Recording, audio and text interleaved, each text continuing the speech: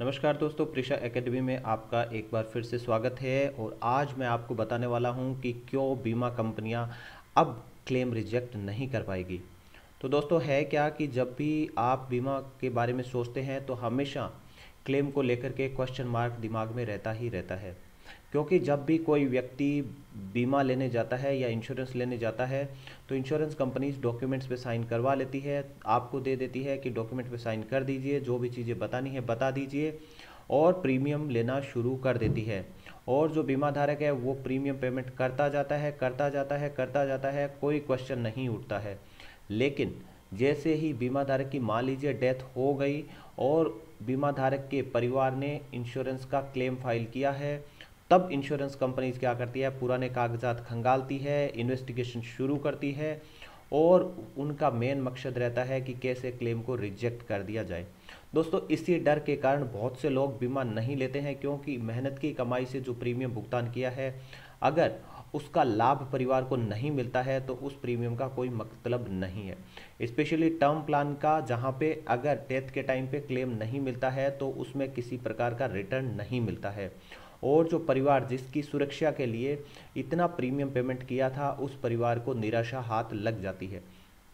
दोस्तों, इस प्रकार की जो असुविधा बीमा धारकों को हो रही थी, इंश्योरेंस बायर्स को हो रही थी, इसको ख़त्म करने के लिए और लोगों को बीमा लेने के लिए प्रोत्साहित करने के लिए एडाई यानी insurance regulation development authority of India ने इंश्योरेंस एक्ट है उसमें क्या किया, अमेंडमेंट किया है। उस अमेंडमेंट के बाद अब जो बीमा धारक बीमा कंपनियां हैं उसको क्लेम रिजेक्ट करने में बहुत मुश्किल आने वाली है, और या हम ये कहें कि उनको एक सर्टेन पीरियड के बाद कोई भी क्लेम रिजेक्ट नहीं कर पाएंगे और उनको सारे के सारे क्लेम्स हैं वो एक्सेप्ट करने ही पड़ेंगे।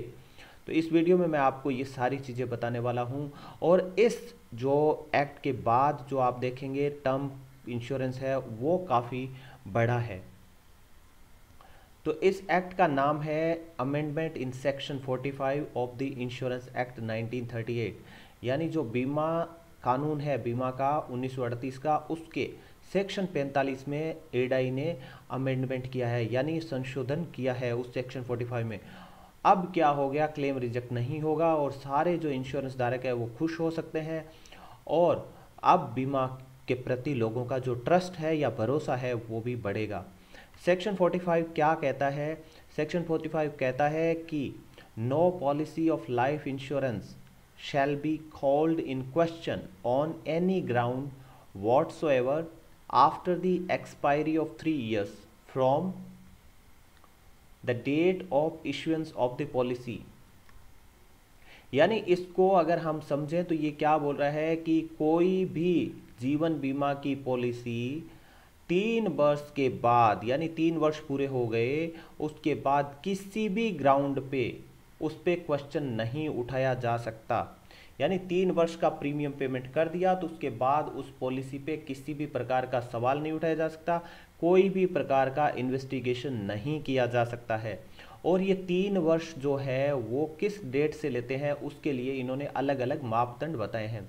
पहला इन्होंने मापदंड बताया है the date of issuance of the policy, यानी पॉलिसी जिस डेट को इश्यू हुई है, या the date of commencement of risk, यानी अगर रिस्क की शुरुआत हुई है उसके 3 साल बाद, या पॉलिसी जब डेट इशू हुई थी उसके 3 साल बाद।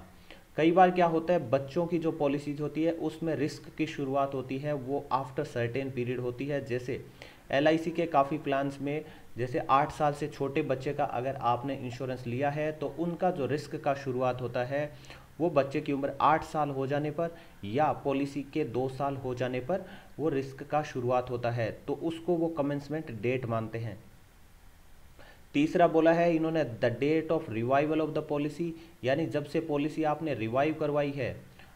कई बार क्या होता है, आप प्रीमियम पेमेंट करते हैं और कुछ सालों के लिए प्रीमियम का भुगतान बंद कर देते हैं, फिर उसके बाद आप दोबारा से प्रीमियम पेमेंट करके और जितना पेनल्टी है वो पे करके पॉलिसी को रिवाइव करवाते हैं। तो तीसरी डेट है वो रिवाइवल की, जिस डेट को आपने पॉलिसी रिवाइव करवाई है उस डेट से वो काउंट होगा 3 इयर्स। या बोला है the date of riders to the policy, अगर आपने पॉलिसी में कोई नया राइडर ऐड करवाया है तो उस डेट से 3 साल गिने जाएंगे। इनमें से जो भी लास्ट में करवाया है यानी मान लीजिए आपने पॉलिसी जो है वो ली है 2010 में, और उसमें जो बाद में 11, 12, 13 तक आपने प्रीमियम पे किया, लेकिन आपने फिर 3 साल तक प्रीमियम पे नहीं किया और फिर 2016 से प्रीमियम पेमेंट शुरू किया है, तो जो 3 साल है वो 2016 से शुरू होगा। और अगर आपने 2017 में कोई राइडर ऐड करवा लिया है उस पॉलिसी में, तो 2017 से वो 3 साल है वो शुरू होगा। तो दोस्तों इसका मतलब ये नहीं है कि 3 साल से पहले के सारे क्लेम रिजेक्ट कर दिए जाएंगे, 3 साल से पहले के क्लेम भी रिजेक्ट नहीं किए जाएंगे। 3 साल से पहले इंश्योरेंस कंपनी के पास पूरा अधिकार रहता है, वो फ्रॉड से रिलेटेड जितना भी इन्वेस्टिगेशन करना चाहता है वो कर सकता है। 3 साल तक अगर कोई क्लेम आता है तो वो इन्वेस्टिगेशन कर सकती है इंश्योरेंस कंपनीज।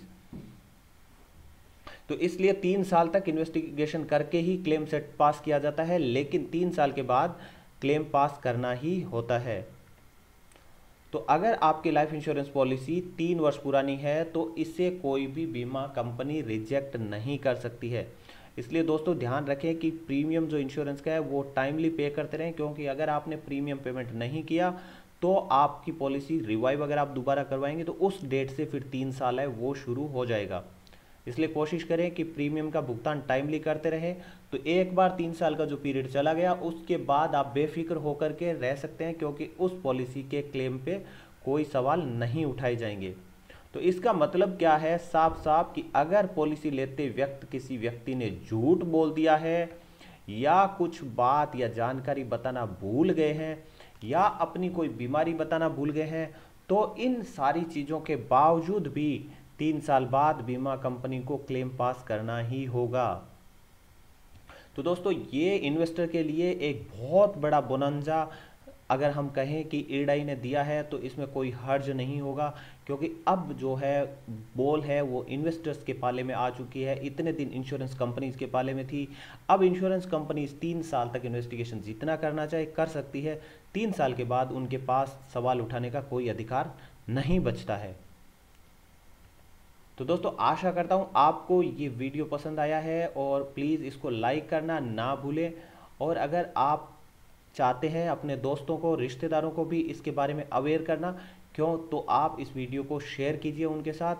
और अगर आपने अभी तक चैनल को सब्सक्राइब नहीं किया है तो प्लीज़ चैनल को सब्सक्राइब कीजिए। इस पर आपको इंश्योरेंस से जुड़े हुए बहुत से वीडियो, ज्ञानवर्धक वीडियोज़ आपको मिलते रहेंगे, बहुत सी अच्छी अच्छी जानकारियाँ आपको मिलती रहेगी।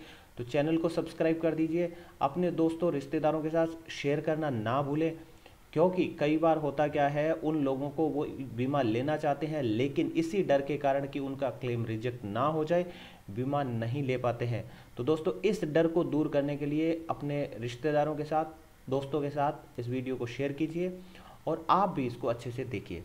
बहुत बहुत धन्यवाद।